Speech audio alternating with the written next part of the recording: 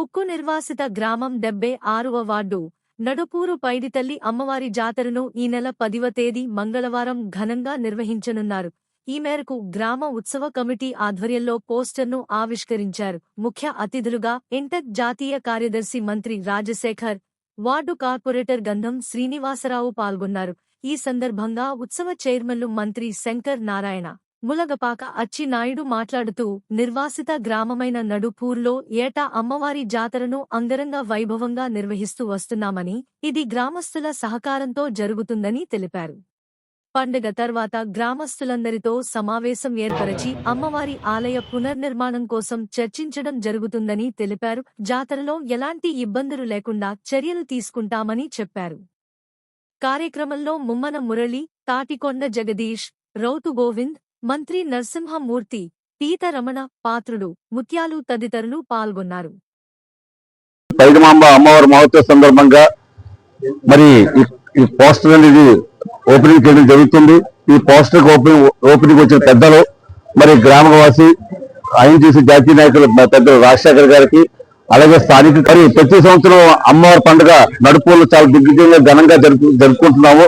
ఈ అమ్మవారు ఏంటంటే విజయనగరంలోని పైడితల్లం ఎంత పవిత్రమైందో, ఎంత పేరున్నదో ఆ మాదిరిగా నడుపూరులో కూడా ఈ అమ్మవారు పైడిమాంబ అమ్మవారు చాలా మంచి పేరు ప్రతిస్తున్న అమ్మవారు.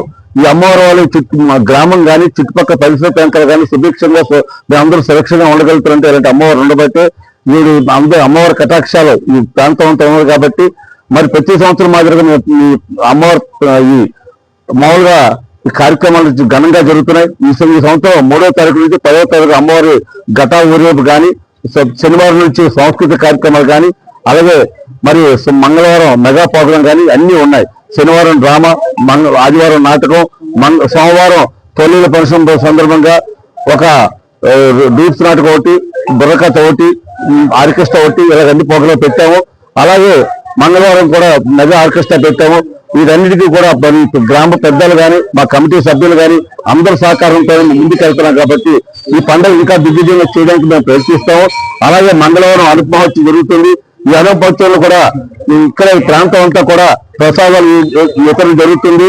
దాని నడుపూరు వెలువెలిపోయిన శ్రీ పైడితల్లి అమ్మవారి పండుగ మహోత్సవ కార్యక్రమాల్లో నిన్న 3వ తారీఖు నుంచి ఘటాలు ప్రారంభించడం జరిగింది.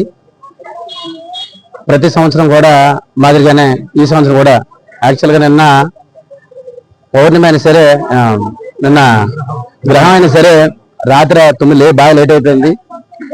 ఏదైనప్పుడు కూడా తెల్లవారు 3 గంటల వరకు కూడా నడుపూరు చుట్టుపక్కల ప్రాంతాలను కూడా ఘటాలు తిరిగి రావడం జరిగింది. ఈరోజు అమ్మవారి తాలూకా పండుగతో 7 రోజుల పాటు జరిపిన తర్వాత మంగళవారం అనుప కార్యక్రమం కనుక ఈ 7 రోజులు ఏదైతే ప్రోగ్రాం చేస్తామో ఆ ప్రోగ్రాం సంబంధించి పాంప్లెట్ రూపాన ప్రతి ఒక్కరికి తెలియపరచాలని ఆలోచనతో ఈరోజు పాంప్లెట్ ఆవిష్కరణ కార్యక్రమం చేపట్టడం జరిగింది.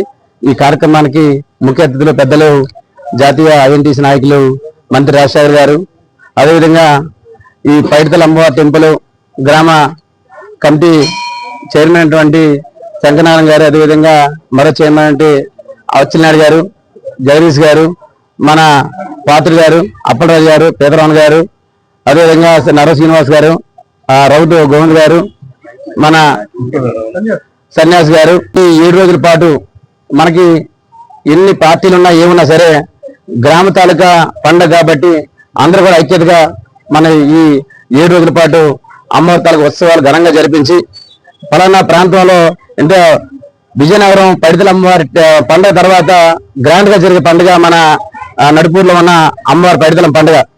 దాన్ని భావించి ప్రతి ఒక్కరు కూడా ముందుకు వచ్చి ప్రతి ఒక్కరు కూడా ఆర్థిక సాయం చేయడం జరుగుతుంది.